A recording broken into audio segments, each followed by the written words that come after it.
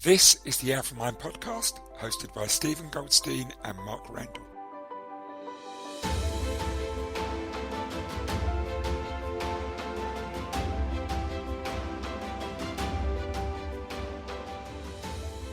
This week on the podcast, our guest is Dr. Tara Swart. A trader is a very similar creature to a soldier or an elite sports person, but they don't get the downtime. And so activities that increase your resilience whilst you're still in the fight or in the game, as it were, are really important. And that's why things like mindfulness and yoga and just deep breathing or aerobic exercise and, whatever else works for you, like listening to music, spending time with people that make you feel positive. All of those things are really important things to bring into your days, even whilst you are actively trading. Tara is a former psychiatrist who changed tack and moved to start her own neuroscience-based performance consultancy. She developed herself as a coach and now coaches at some of the world's leading hedge funds, which has led to her being called the Wendy Rhodes of London. Tara also teaches neuroscience at MIT. This is a great interview and we're sure you're going to enjoy it. Before we start, a quick word about the Alpha Mind podcast sponsor, the Society of Technical Analysts, the STA. The STA are one of the world's leading professional bodies serving the technical analysis and trading communities. We are delighted to announce that as a result of our partnership with the STA, listeners to the Alpha Mind podcast can now receive a £100 or local currency equivalent discount on the cost of their world-beating home study course and the home study course and diploma package. The study course is an online replication of the full STA diploma program, which is delivered annually at the London School of Economics. To take advantage of this offer, just visit our blog page, alphamindblog.blogspot.com, or Google the Alpha Mind blog, and on the pages at the top you will see a page for the STA home study course. There you will get details of how to get the £100 discount, or email us info@alpharcubed.com. I would also like to quickly mention the Alpha Mind Trader Performance Coaching Program, which works with traders and investment professionals, both retail and those inside trading organisations. The coaching helps traders to improve their risk processes and enhance their risk skills by working on the human and psychological aspects of trading and investing performance. The program has achieved great success helping traders from across the world to make significant and sustainable performance improvements in their work as risk takers. To find out more, visit the Alpha Mind Trader Performance Coaching Program page at the top of the Alpha Mind blog, or go to alpharcubed.com or email info@alpharcubed.com. That's the word alpha, the letter R and the word cubed.com. Now on with this week's episode. Well, welcome to this week's Alpha Mind podcast, and we're delighted to have Tara Swart with us. Tara is a neuroscientist, she's an advisor and author working with companies and individuals worldwide to help them achieve mental resilience, peak brain performance, improve their ability to manage stress, regulate emotions and retain information. She's author of a bestseller book called The Source, and there's so much that Steve and I are looking forward to sort of delving into with Tara today. So perhaps, Tara, give us a bit of a sense as to your background and to where you currently are now in what you're doing, and welcome. Thank you. It's a bit of a sort of mixed career. It feels like a strange story, but when I look back, all the threads really have come together to bring me to where I am now. So I went to medical school, did my PhD in neuroscience during that time, and then worked as a psychiatrist for 7 years. And then 13 years ago now, I set up my neuroscience-based leadership development consultancy. That was mostly coaching, but then neuroscience became a really hot topic, so it became a bit more about speaking as well. And then, like you said, I wrote the book. I also teach at MIT in America.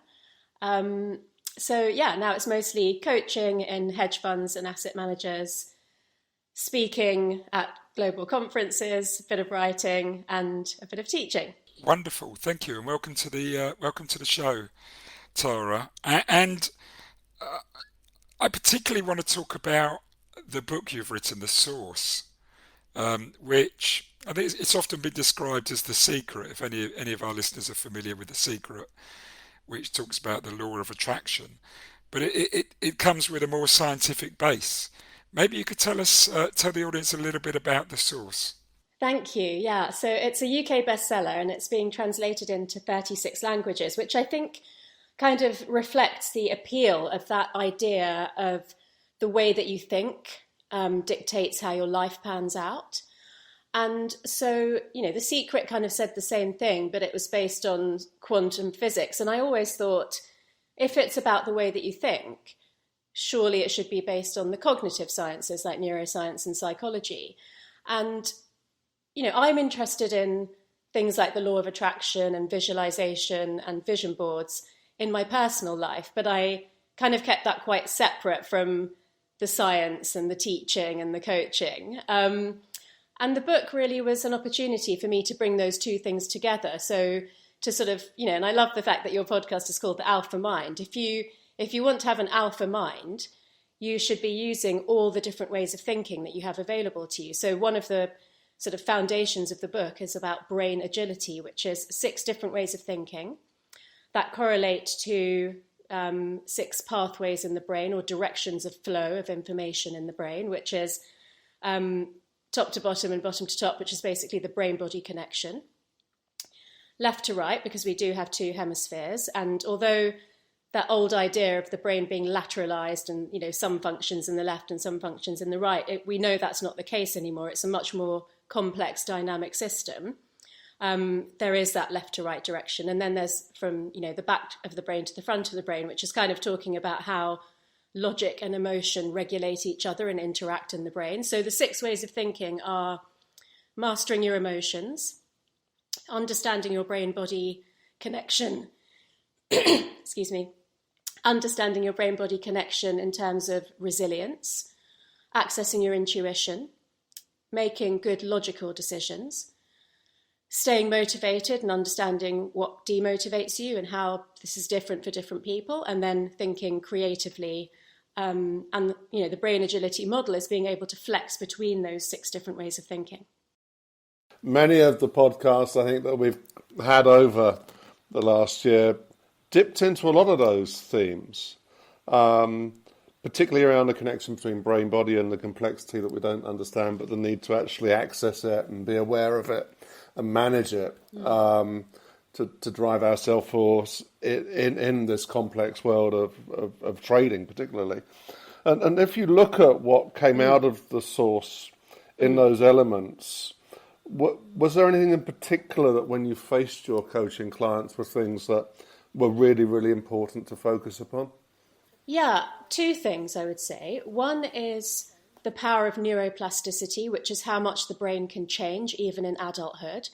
So, for example, if somebody, had got feedback that they weren't very emotionally intelligent, a lot of people think if I'm a very logical, rational person, then I can't also be emotionally intelligent. And that's simply not the case. And the science explains in a way that, really smart, logical people can understand that if you're so good at making these logical decisions, then you can also be so good at regulating your emotions and understanding what's going on, interpersonally in teams.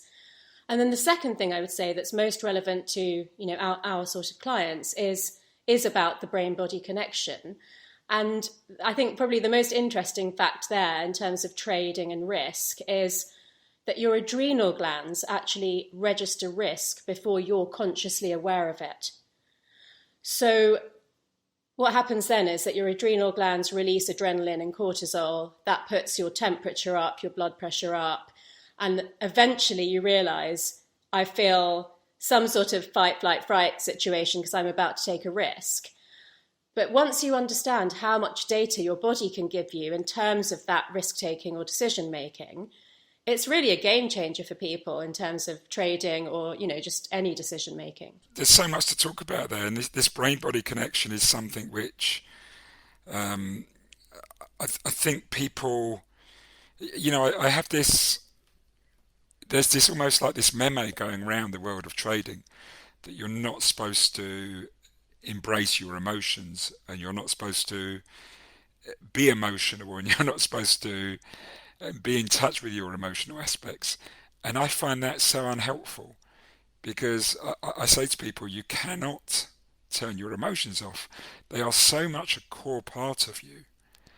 And I use an analogy. I say it's like trying to lose your shadow in the sunshine. It's just impossible. And actually, if you learn to work with your emotions, it's going to be so much better that they're almost like a life force in themselves, and you're turning that life force off. Which, first of all, you can't do that, but what it means is you're fighting yourself. And secondly, you're possibly turning down or turning back the greatest advantage you can have, which is to actually listen to your emotions. I love that analogy of the trying to get rid of your shadow in the sunlight. That's such a good way of putting it. And so, what the science says about that is that your brain gets information from the outside world through your five senses, but also through other senses in the body. Like there's a sense called interoception, which is the sense of the state of the physiology of the inside of your body. And there's also, thermoception for temperature and, all sorts of other senses. But basically that information comes up through the body, through the brainstem, through the limbic system, which is the emotional intuitive part of the brain, and then gets distributed to the outer cortex, which is the more rational part of the brain. And so what that means in practice is that every single logical decision is already biased by emotion by the time it reaches the logical part of your brain. So you're absolutely right. You're basically either disregarding about 20% of the data that comes to the logical part of the brain, or like you said, you're fighting yourself. And the truth is that I know what you mean about this memo, and it's not just in trading, it's in all sorts of industries like legal and engineering and other professional services. We want the right amount of emotion to interact with our logical decision making. You don't want too much, but you also don't want too little. So there's robots, there's AI, there's algorithms. They can do the non-emotional thing, but actually what we can do is so much richer. And like Mark mentioned, intuition. It's about bringing together the intuition, the emotion, the physicality, everything, and making the most whole brain decision that you can. That's a fascinating point, because I wrote down the word holism when you were talking about these six pathways of flow within the brain. And then I think part of the challenge or part of the art is to be able to combine them into one smooth, effective whole. Absolutely. I mean, that's what in the book I call it the whole brain approach to thinking. And there are lots of reasons that people have sort of blocked off one or more of those pathways. So, and it stems from childhood, because those are the neural pathways that have been there the longest. So, for example, if you were overweight or had really bad skin as a child and you got bullied for that, you are likely to block off your physicality way of thinking. If you were a child that had lots of hunches and great ideas and people laughed at you and said that was silly, you might block off from your intuition. So it's really worth, coaching isn't therapy, but it's worth delving into some of the reasons that you might not be accessing certain ways of thinking. Yeah, I mean, I've studied a little bit, just very, very slightly, some family therapy. And it's amazing how powerful it is at going back and finding things that you weren't even aware of that are controlling you in ways that they've subtly got the hand on levers of ways you're acting as an adult that you're not even aware of, and it comes from some relational aspect of your youth, and sometimes it even comes from something that happened to your parents or grandparents, which just gets translated into memories which you then accept and believe at a very young age. It's enormously powerful. And I remember reading a book a few years ago called The Winner's Bible. I can't remember who the author was, and he was telling a story of a model, and he was coaching and or was a psychotherapist to one of the world's top models, and she had come to him because she couldn't hold down a relationship, which obviously sounds ridiculous for a model, but this woman was one of the most beautiful women in the world. But when he got down to it, she considered herself ugly, and at the cause of it, she considers herself ugly because when she was going into her very early teens, she was growing much quicker than the other children around her at school, and her legs were were not straight, and she had to have calipers to straighten them out. And for a couple of years, she had to put up with a lot of bullying and a lot of abuse. And she, in a sense, she was a little bit of an ugly duckling at that stage. And she never got over that in her mind. So even though she was, the psychologist was saying, she was one of the most beautiful women in the world, she always had that going on in her mind that she wasn't. And that was always affecting her quality of relationships. Because as soon as she got close to someone, she pushed them away because she feared some sort that he was going to reject her because she was ugly. And it sounds ridiculous, but he explained it in the book. And she wasn't aware of that. That was the point, is that she wasn't aware that it came from that. That's so interesting. But you could even make an analogy out of that, which is the over-reliance on what you look like on the outside is no different to an over-reliance on logic, for example, as your guiding principle in life. And one of the exercises I do with people when emotional intelligence is the pathway that they want to build, the first one is go home tonight and listen to your child for 5 minutes without interrupting them and without looking at your phone, and whilst giving them good eye contact. And it just amazes me the number of people that come back and say, my child told me all sorts of things they've never told me before. It just, A, it makes you think about how distracted we are in terms of parenting and things like that. But B, once you see a good result like that, then you try it with your partner, you try it with a friend, you try it with a friendly colleague. And eventually, when you feel like, yes, I've got good listening skills, I can pick up on emotional cues and I can interact with someone in a way that brings out the best from them, you can try it with a trickier colleague or your boss, and so you build up that pathway in the brain and then you just practice it more and more, and then you try it in more challenging situations. And by the time you've got to that point, you sort of realize, oh, actually, I can understand how emotions work in the workplace, for example. But then you try it with the market. This is the other thing, because a lot of people turn off their sensing in the market in the same way, and they're missing out an awful lot of value that is hidden within the noise. Absolutely. And Stephen, you picked up on a subject that I don't want us to gloss over because it's so important, which is where you talked about intergenerational trauma or just intergenerational messages in our genes. And that's from a really fascinating field, which is developing quite a lot at the moment, but is relatively sort of not understood, which is epigenetics, which is the influence of the environment on the expression of our genes.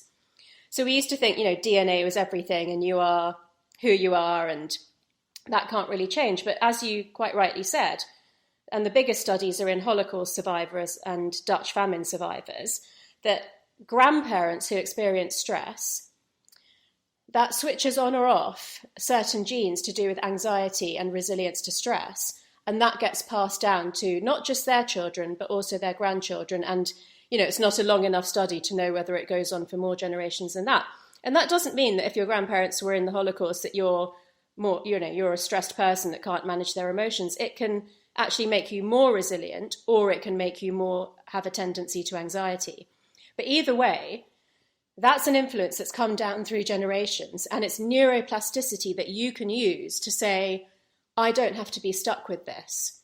I don't have to give in to the brain power or the resilience power that I have. That's something that I can build. So it's not like Mark's super resilient, Stephen's quite resilient, and I'm not. If I work on that every day, if I work on building my resilience or my emotional intelligence, I could actually outstrip you two, even though you might have had a better genetic start than me. Okay, well this sounds, I've never heard of the term epigenetics, but it does sound very similar. I mean, I learned this when I was doing this course called Coaching Constellations, where we learn about family therapy, and I think that was work done by someone called Bert Hellinger, who unfortunately passed away last year. He was in his 90s. But he talked about a belief that these memories can go through 7 generations. That was I don't know where the research behind that came from, but you can be affected that far down. But I think Malcolm Gladwell has talked about that in some of his books without using those terms as well. I'm looking at Mark and he looks like he's itching to jump in there with a question. Well, I've not got a question. It's not a question really. I just want to get this back onto the onto the trading conversation, because obviously I'm aware that we've got a huge audience that might just be sitting and thinking, okay, there are 6 ways and there are 6 pathways here that are important. Some of them vital to the way that I engage with the market and look at making big decisions. What's the process, Tara, from your point of view, that we can all adopt to reopen those pathways? What things can we do to enhance our reconnectivity with our shadow, as Steve put it, and to get in touch with the bits of us that are vital for dealing with fluid, fast-moving, complex environments? Yeah, so there's one way that we can do it, which is to write down those 6 ways of thinking. So emotions, physicality, intuition, logic, motivation, and creativity. And each decision that you make, whether it's a trading decision or a life decision, that you actually sit down and say, okay, what's going on emotionally here? What's my body telling me? What's my inner voice telling me? How could I think out of the box about this? What's logic telling me? And why am I motivated to do a certain thing? And what might other people's motivations be in terms of, that I would say mostly that it's motivation that drives the market. So understanding other people's motivators and drivers, and then, either being able to leverage that or go against that is really important in trading. So that's the kind of acute way of using it, is to literally work through those 6 ways of thinking, because you may not naturally use all 6 of them. And it's perfectly normal to have 2 pathways that you've really honed and that you use in your trading, 2 that you could use if there was some kind of crisis and you had to think a bit differently, and 1 or 2 maybe that you're just not used to using. So it's quite good to actually sit down and also try to work out a snapshot for yourself of the percentages that you think you use those different ways of thinking when you're trading. So to get an idea of your strengths, to understand maybe where you might want to build capability in your brain. And like I said, either work through all 6, but the longer term way of bringing holistic thinking into your trading is to start with the physical foundations that create the optimum sort of environment for your brain to work in. So when I work with traders, I look at everything from sleep to diet to hydration to exercise to either mindfulness or what we call choice reduction, which is the easiest way to describe choice reduction is like Mark Zuckerberg wears the same clothes every day, so he doesn't waste brain power on what should I wear today before he comes and sits at his desk and has to make important decisions. And Barack Obama, he didn't wear the same clothes every day, but he had like a formula for what he wore on every day of the week and what went with what. And he did the same gym routine at the same time every morning. He ate the same breakfast at the same time every day. So that's because when you wake up in the morning, you've got a bucket of cognitive resources, which is your ability to think for that day, which is not unlimited. And every time you make a decision, you're using up some of what's in that bucket. And if you're under stress, it's like that bucket has a slow leak. So, thinking about your brain in that way, making sure that you fuel your brain properly with, high nutrition dense foods, because your brain is the most metabolically active organ in your body. It's only 2 or 3 kilos. It's a very small percentage of your body weight, but it uses up 20 to 30% of the breakdown products of what you eat. So if you're skipping breakfast, grabbing an unhealthy snack during the day, you're actually not fueling your brain to make those best decisions. So I work on all of those physical things. And then the next thing is to work on those 6 ways of thinking. And basically the process for sustainable good behaviors that correlates to building a new pathway in your brain is raised awareness. So moving from non-conscious to conscious, what it is that you really need to work on or you want to build. Focused attention. So, for example, keeping a journal of your trading habits and your good outcomes versus your bad outcomes and what that might correlate to. Deliberate practice, which is always doing the things that put your brain into into peak performance. And then accountability. So either through your journal or through, a trading coach like yourselves, sort of committing to making the changes that you need to, committing to understanding why things go wrong, committing to understanding things like when my intuition tells me one thing, but I go with logic because I'm maybe afraid of what the outcome might be if I go with my intuition, of journaling that and seeing actually what happens when you go with your intuition, what happens when you go with your logic, if they're not aligned.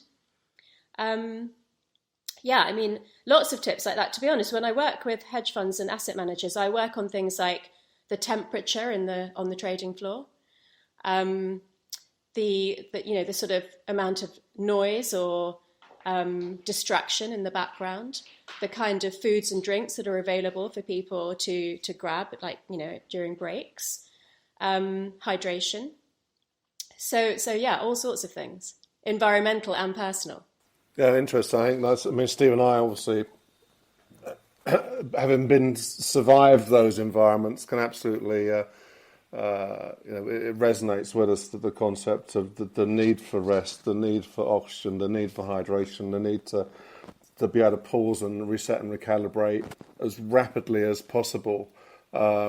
Sometimes as part of one's intuition rather than requiring thought, because things can get nasty very, very quickly, as I think we all know.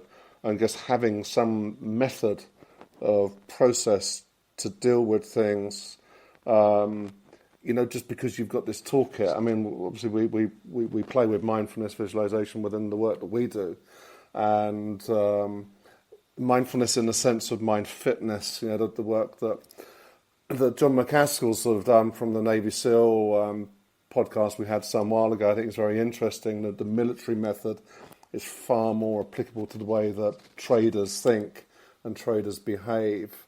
And so this concept of a more fluid method of engagement with oneself to manage it through huge difficulty and yet still being relevant for family and friends and whatnot. So I think it's very, very interesting, your approach. Some of it I think links into some of the work that Steve has done with journaling and some of his sort of pre-mortem work as well. Steve, I'm sure that resonates with you, doesn't it? Yeah, I was making a note as we're writing that, because I considered a lot of this stuff, particularly the journaling, the having decision-making processes, as being the equivalent of going to the gym for a trader. A lot of people in life plan to start a journal as a trader. They also, they plan to go to the gym on the 1st of January, and pretty much by the end of January, they've given up doing it. And yet, you're not going to get a great body if you don't go to the gym regularly, and if you don't put the effort in. But it becomes laborious for them. They lose interest very quickly, and I'm just as guilty as the next person there. But I used to run a lot when I traded, and I used to find running was my equivalent. That did that for me. But I also journaled at the same time. But when there was parts of my career earlier when I started a journal and then I stopped, and often the stopping correlated with a bad experience or a bad run in the market. I mean, how do you find? Because I consider that so important. But how do you find resistance to that at all from people? I think that once people get what journaling really does for them, and they start off with a good foundation of doing it for quite a long time, then they can sort of take it or leave it a bit, because, like with exercise, there are all sorts of reasons that we, fall out of our good routine. And I don't believe in wasting any energy on beating yourself up about that, but just to get back into it as soon as you can. And so with journaling, I actually find that in terms of accessing your intuition, reading over it is really important. So what I sometimes say to people, okay, if you've fallen out of the practice of journaling and it's not working for you right now, just read over, the last 3-6 months that you wrote and see what you find, because that's part of the raising awareness. You see patterns when you read over your journal that in real life you don't really notice because you move on to the next thing, but you see these repeated patterns, and that can be really helpful. And I think it's so interesting that you said that you ran a lot when you were trading, because trading is about the balance between testosterone and cortisol. And when you run, you actually sweat out cortisol from your body. Now, that's the stress hormone. And testosterone is the hormone for risk appetite. And you need, a bit like we talked about emotion and logic, you need the right balance of testosterone and cortisol. And what we see in traders is that, you take a risk, it pays off, your testosterone levels go up, you feel more confident, that's great, you take a few more healthy risks, you make a lot of money. At some point, you become so overconfident that you take a risk that you wouldn't if you'd been journaling and, sort of paying attention to those patterns that can happen. And then, you have a bad outcome, your testosterone levels plummet, your cortisol levels go sky high, your posture completely changes. So when you're high in testosterone, you see people walking around, their shoulders back, their chest puffed out. To be honest, the analogy that I use when I teach about this at MIT is dog fighting. You see these dogs looking for a fight. When they lose, their shoulders slump and they go and hide in the corner. And we've seen this in the markets. Like if you think about the last 2 or 3 decades, when things have been bad, you see people slumping at their desk. What's also fascinating is that, the animal analogy is a really good one, because when animals are about to have a fight, and the equivalent here is you're about to take a big risk on the market, they empty their bowels and their bladder so they're more streamlined physically for the fight. And when there's about to be big risk taken on the trading floor, we see higher usage of the male bathrooms. And this is why physicality is so important in trading, because there's a lot going on with the cortisol and the adrenaline and the testosterone that actually, if you journal and you notice, you pay attention, you can see it physically before you're aware of it mentally. So there's so much there that I'd love to pick up on. Just on the last point, there was an individual I coached a few years ago, who's an incredible individual, incredible trader, private trader. Well, he works in a prop firm in London, but trades his own money. And he's featured in the next Market Wizards book coming out later this year. And when Jack Schwager interviewed him, he said to me that this guy could just be the best trader I've ever interviewed. Now, I coach that individual and I know his routine, and he thinks of trading every day like going into a 100 meters final in the Olympics.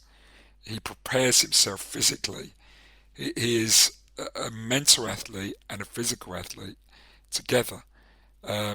He primes his body as well as his mind, as well as his trading ideas. He does all of them. And his colleagues, when I interviewed his colleagues ahead of the coaching, one of them said his execution is a thing of beauty. And that's because he's primed himself and prepared himself, I think, every single time for the moment it happens. And what they don't realise is he doesn't execute a lot of the time, and that's because he's so good. He's got the self-awareness and the strength of character not to execute, which is actually a lot harder than executing, because it has to be the right situation. And a lot of people want to execute, and they'll execute even if they don't get everything. That they've almost got this burning desire to do something. This is a doing job. But for him, not doing is more important than doing, because it's much harder to do. And that's because he's got himself in a complete, or at least this is what I think, he's got himself in this complete, almost perfect mental and physical state every single day. We will return shortly to the podcast. Just a quick reminder about the Alpha Mind podcast sponsor, the Society of Technical Analysts. The STL are the world's leading professional body serving the technical analysis and trading communities. Now back to the podcast. I completely agree with that. I would say that the biggest mistakes that I've seen traders make was when they felt compelled to do something rather than do nothing. So I really agree with that. And I also agree with the idea that you've got to be going for Olympic gold every day. And just this, it's like you'd never drive your car without filling the tank up with petrol and, knowing that it had oil and water in it, and you get your car serviced every year. But you think you can, get out of bed after not enough sleep, grab a coffee, so you not be hydrated, skip breakfast, and come and trade like a machine. You can't. You have to look up, it has to be a well-oiled machine. And I think that because psychology's been around in trading for a lot longer than neuroscience, and we didn't have the sophisticated scanning techniques to look at brains when they take risk and make decisions. People are left with this idea that there's a sort of cut off at the neck, and like what you feel and what you think isn't connected to what's going on in your body. But there's this neuroendocrine system, which is the interaction between all of our nerves and our hormones. It's throughout the brain and the body. And so, understanding that connection and approaching it in the physical way that you've described with this guy is a really good start. I think it's very interesting, this concept of having periods where one doesn't trade, one is sort of not putting risk on, which from a retail perspective I think is fine. But sometimes, from a professional point of view, a trader, there's an expectation from some seniors that you're in a job to trade, and to not trade is sort of not an option. But obviously, from our perspective, we see that it's how you put on a trade, it's how much risk you put on a trade, and to be away from the market and to not have risk on, even if it's small, actually keeps you away from this concept of reading the tape of the market. So can actually be relatively dangerous in you losing that connectivity. I know that sort of Steve's world from the professional side of trading, I think, there is that pressure to trade, and it's about how you manage yourself and your relationships around, managing that whole process. It becomes a difficult challenge for some people, I think.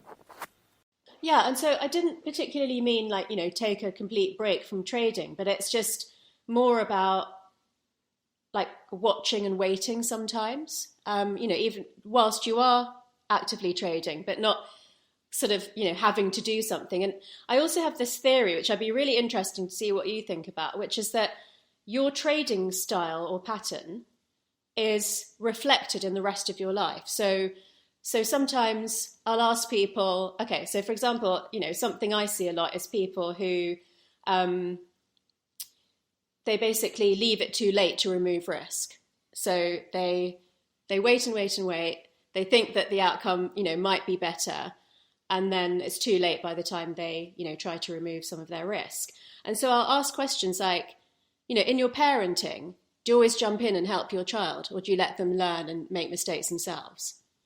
In your romantic relationships, in your sporting attitude, in your friendship relationships, what's the pattern that is throughout all of those relationships and maybe has been throughout your life that you see reflected in your trading attitude? That's really, that can be really insightful for people too. Yeah, I've seen that because I do a psychometric with the clients, and we actually had an episode about this particular psychometric about 3 or 4 episodes ago. It's called the Risk Type Compass, and it's a risk personality tool. And people can go back to listen to that episode and look at the episode blog notes, because you can take the test for free and get a shortened version of the test result. But I've noticed this similarity between where people are on the risk type compass and how they trade and other areas of their life. And there's this huge connection. You have the same patterns that you have in life show up in your trading. And for me, actually, it's one of the most important things I find with getting people to trade successfully is to work congruently to their personality. Otherwise, they're fighting themselves. Yeah. But of course, you're right. These patterns, these life patterns, they show up everywhere. And I explore this as well with people. Sometimes you can use them beneficially, because if you're not working congruently to them, then it becomes a problem, because that's where your strengths lie. But also they can reveal weaknesses, areas that you can improve, as you say, areas that you can develop. And often people have kind of imbibed some sort of belief from early in their life that they take into their trading. And where I've seen this spectacularly with a couple of clients was they never quite believed in themselves. And they never quite believed in themselves. And I've actually seen a few examples of this with clients in the UK. We have our school system, our education system, where you go to a comprehensive school. a public school or a grammar school, and the schools, obviously the public schools, they tell people you are the best of the best. The grammar schools tend to tell people you can achieve anything. And, and just, I know I'm generalising here, but the comprehensive schools kind of tell you that, well, you know, you might be able to get a job as a low middle manager. There's almost that mindset goes on. And with this one particular trader in a bank, he never quite believed in himself because he didn't quite believe that he deserved the success of a lot of the people around him who were from public schools and had been to the best universities. And yet, I could see that he was brilliant. And his manager said to me that he was brilliant, but he never felt, his manager said to me, he felt he wasn't achieving his potential. And then we uncovered this belief through the coaching, and he became aware of it, and he became aware that actually he could. Suddenly, his trading exploded. It was almost like the law of attraction in practice. His performance exploded, and suddenly from just being an average member of the desk inside this investment bank, within a couple of years he was now like head of FX for for many of the I think it was Europe, the Middle East and Africa and Asia as well. So there is something there about these life patterns and the beliefs that we imbibe. If I can just join in on this with regard to golf, really. I've noticed throughout my career, I mean, I was a low handicap golfer when I was about 14, 15, and I've kept that in place, and noticed that as I started to engage with traders and brokers and people in the market, that actually those that played great golf had great process around what they were involved with at a professional level. And it's something that I've sort of carried on developing, that actually if you can almost teach trading through golf. There's huge overlap in terms of how one approaches the game mentally, how one deals with the unknowns of the weather, which equates to the market, of course. How much risk you take, what's the percentage chance of you getting to a certain part of the green or risking going into a bunker. And that's huge overlap, and it's something that I'm working upon for another business, where actually an awful lot of people that play golf, and actually if you can bring that connectivity to that crosses between their vocation and, of course, a vocation where actually if you go out on corporate golf days, if they ever happen again, performance and your own sort of standing as being, having won or nearest the pin or whatever, actually carries a lot of weight, in terms of you and your relation to your peers in the market. And actually teaching trading through teaching golf, I think, is a very, very interesting angle. Yeah, 100%. Have you heard of that series of books called The Inner Game? Yeah, absolutely. Like Inner Game of Tennis, yeah. So I read the golf one when I wanted to try to start playing golf with my husband. But I think the series is based on the seminal book Inner Game of Tennis, and so that book is actually the best one. Although Inner Game of Work and a game of skiing, they're all there if you have a preference for one of those genres. But yeah, the whole like mental game of approaching the market is such a great analogy. I really agree with that. I just wanted to quickly go back to what Stephen was saying, because we've had a very interesting opportunity recently to look at our patterns, which is during lockdown. That has put a magnifying glass on people's tendencies.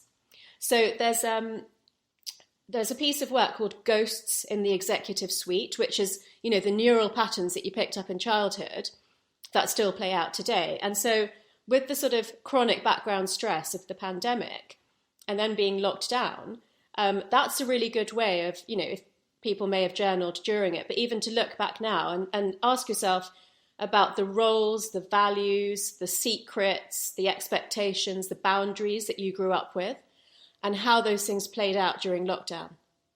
So, boundaries is a really obvious one. How did you cope with being locked down, working from home, maybe contributing to homeschooling? Like, what was your physical and mental reaction to that boundary? So, some people would become ultra disciplined because that's what they do under stress. Some people would be pushing the boundaries all the time because that's what they do under stress. So, that's been a good way to try to raise your awareness of some of your patterns. And I agree with what Stephen said, which is awareness is 50% of it. Once you know, for example, I hold myself back because I don't really believe in myself because I went to a comprehensive, that's half the battle won. Then you have to do some of the hard work of changing, that the belief that's underneath the thoughts that you may have associated with that. But yeah, I think that the awareness is 50% of the battle, and then an analogy like golf is a very good way to really surface that and change it. Yeah, no, that's fascinating, and it's this lockdown period has been quite incredible in terms of these what happens with these patterns.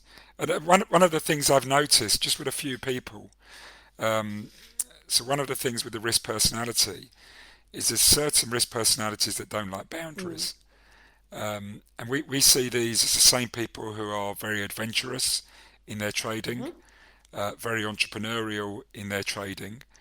But one of the things I've noticed, those same people are the same people who are the most rebellious with the lockdown or the wearing of masks. It's like they they don't want anyone to tell them what to do. No one's putting them in a corner. You know what I mean? Babe, no one. There's a remake of that coming out soon with the same actress is producing it and going to have a part in it, but we don't know what part she's going to have. Oh, really? Oh, amazing! Yeah, it's going to be so good. I noticed that totally, even with like social distancing. I'm thinking of like one of my hedge fund guys. I knew he was playing tennis with an instructor, and that you can sort of do quite safely. But then he said, I'm going running with this friend of mine. And I was like, how far apart are you? And he was like, not really. And that was like throughout lockdown. So, and that, that told me quite a bit about him in other ways as well. There's a couple of other things I wanted to ask you, because I'm obviously conscious of the time, and I've got so many questions to ask you. Fear. Well, there's two things. First of all, I wanted to come back on something we mentioned earlier on about how this job is, you don't really get downtime in this job. It's probably unique because we forget it's a performance activity. And we had Steve Ward on the show a couple of weeks ago, and he talked about, he's come from sports psychology and he now works with traders. And he said one of the most obvious things to him is traders don't get downtime. There's no off season. There's no time when the game starts and when the game ends. And that almost has to be draining as well. In that when you talk about taking a break or, freeing up your mind a little bit or stepping back, which I'm a huge fan of, by the way, there just isn't. Yeah, I know. So there was that point I wanted to make. But the other one was, whilst I had you, and obviously you're a neuroscientist, I'd love to know more about fear, because I see this so prevalent. But I see not just the fear of losing money, which hits a lot of people, but fear of rejection, fear of failure, fear of humiliation, fear of regret, fear of looking stupid is something which I see all the time. And often when those things are elevated, they create the very thing they fear. But I'd love to hear a neuroscience perspective on that if you have it. Yeah, absolutely. So let's start with that and then come back to the other point.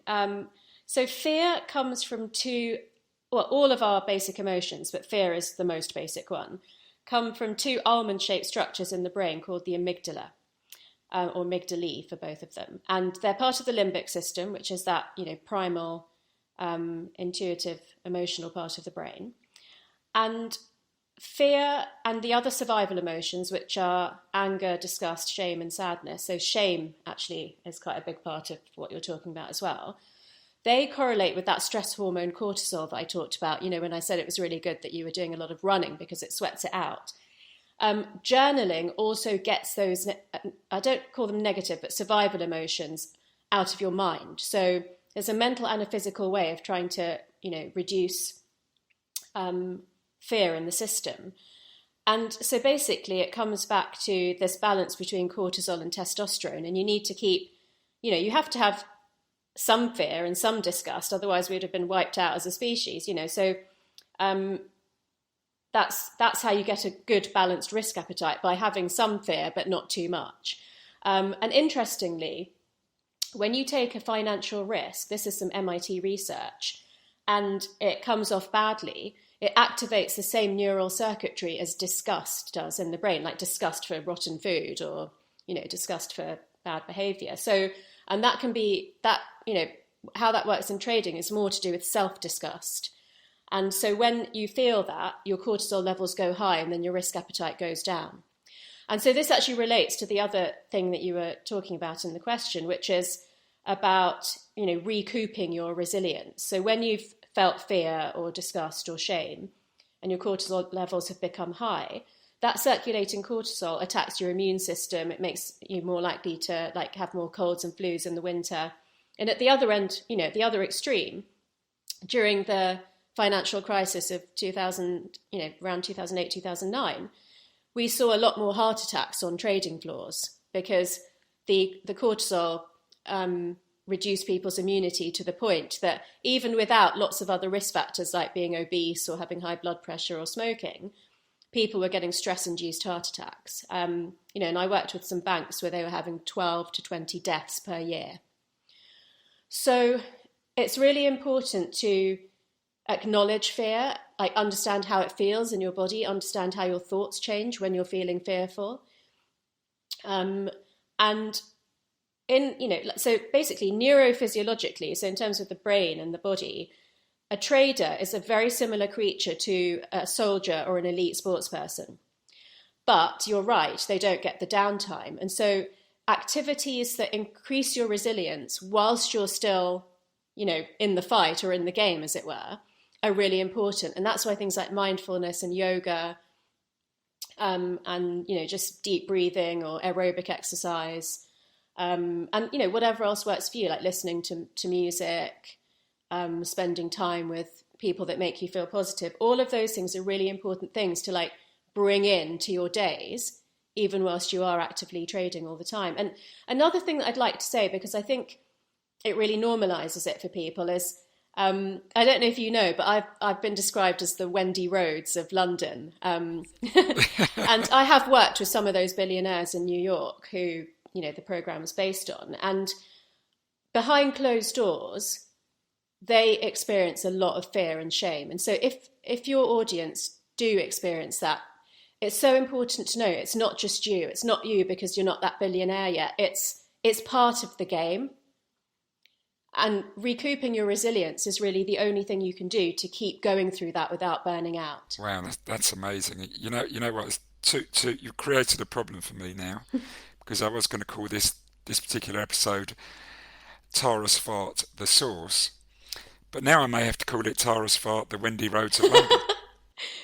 You could actually put a link in your show notes to that article. It was in Spear magazine, and it said how to stop work from killing you, billion style. It was actually a really cool article.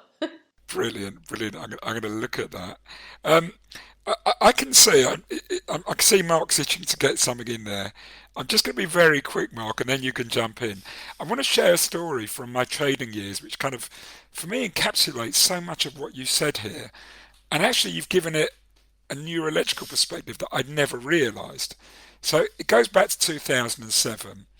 I'd been watching the market for quite a long time, and I wanted to put on a particular trade, and I'd started building into the trade.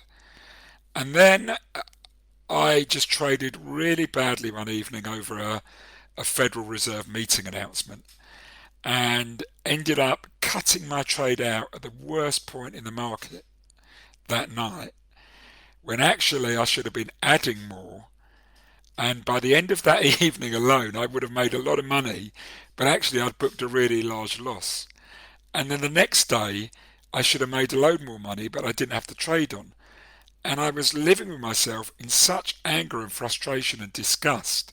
I remember when I went home after work, I literally went through 2 red lights and got two tickets, because I was so 2 tickets for doing that, because I was so angry with myself. And that particular weekend, we were invited to Ireland for someone's birthday celebrations.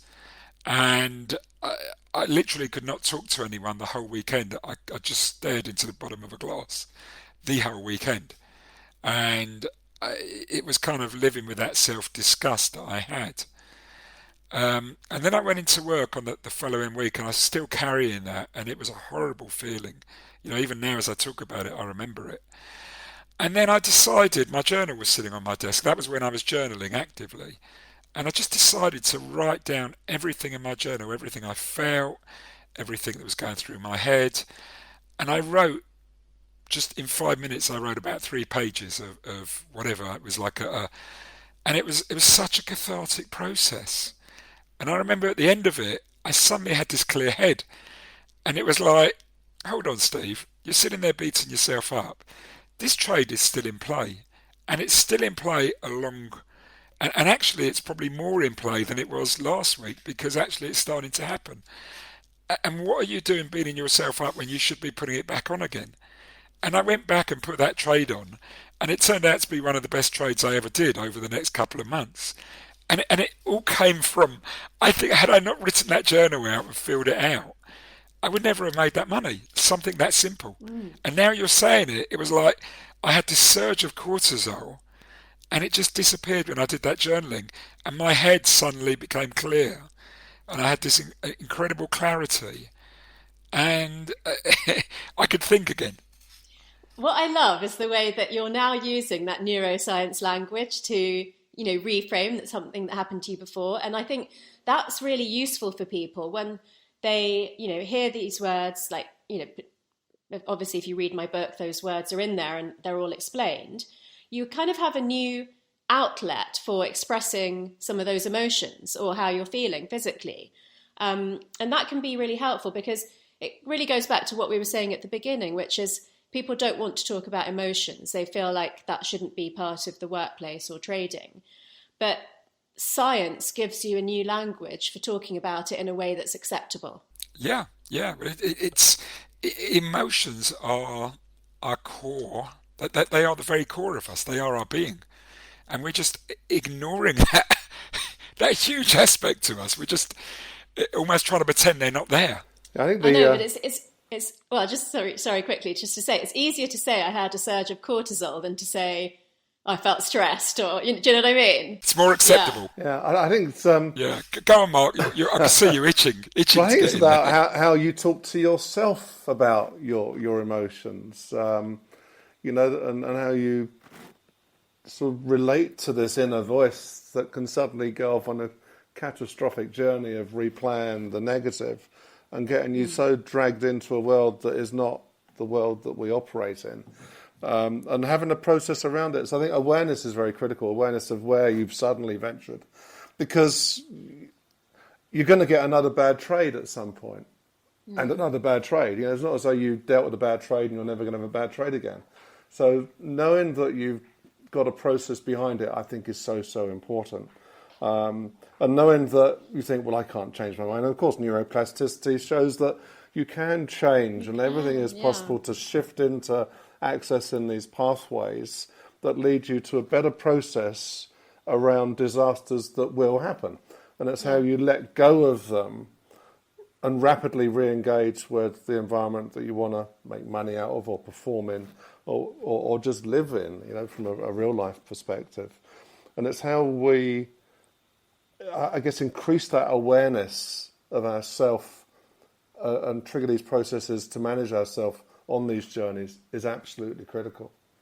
Yeah, you absolutely nailed it there by saying you recognize what's happened and you rapidly re-engage. To me, that's the definition of mental resilience. The quicker that you can see that you're going down a pattern and you can reverse it, prevent it, preempt it, or go through it and then rapidly re-engage, as you said, that is the peak of mental resilience. Yeah, fascinating. Listen, I'm very conscious of the time. I mean, I could talk to you for hours, but... Also, I can see that my laptop battery is almost at its end, so... Well, look, very quickly, I'm going to hand over to Mark to take us out in a second. and we'll try and do that just before your battery runs out. Thank you. It's been a great hour, and also thank you. You introduced us to Robin, who was on the previous episode, who listeners may not realise was your husband. Is your husband? Yeah, it's Is your still my husband, husband. sorry. Yeah. maybe it was by the time these two podcasts are published. And that was great. Thank you. And I think listeners should.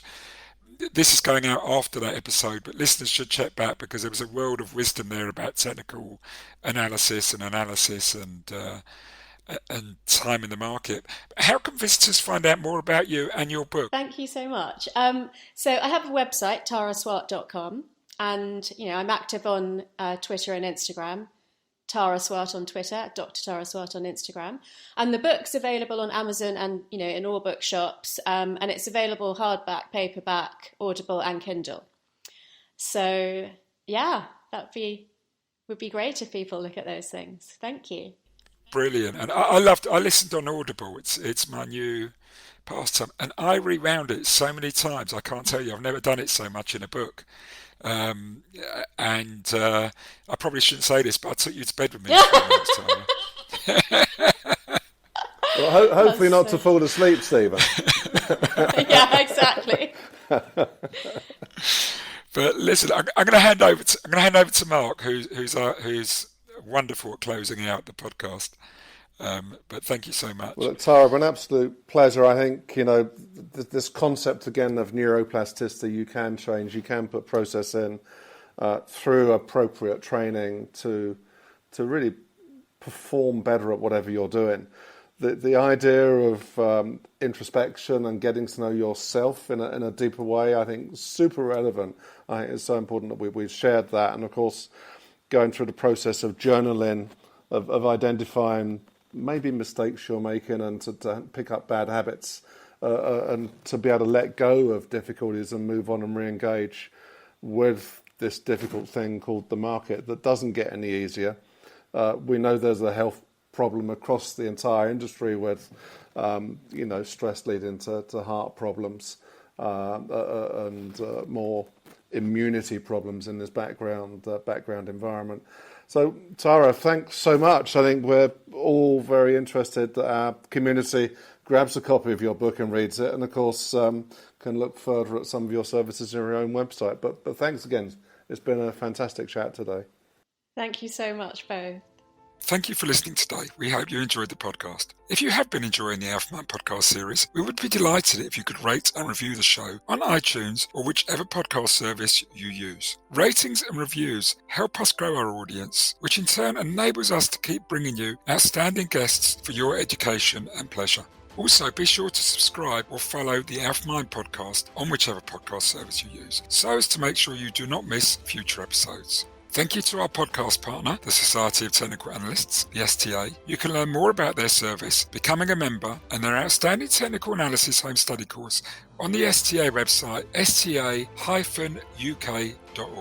Alpha Mind is a joint collaboration between Mark Randall and myself, Stephen Goldstein. To know more about us, visit our website, alpha-mind.net, or go to the Alpha Mind blog, alphamindblog.blogspot.com. There you can subscribe to our new newsletter. You can also follow us on social media. My Twitter handle is @AlphaMind101, and Mark's Twitter handle is @AlphaMind102. Or connect with us on LinkedIn and join our Alpha Mind LinkedIn group. Thank you once again for listening, and we hope you have a great week.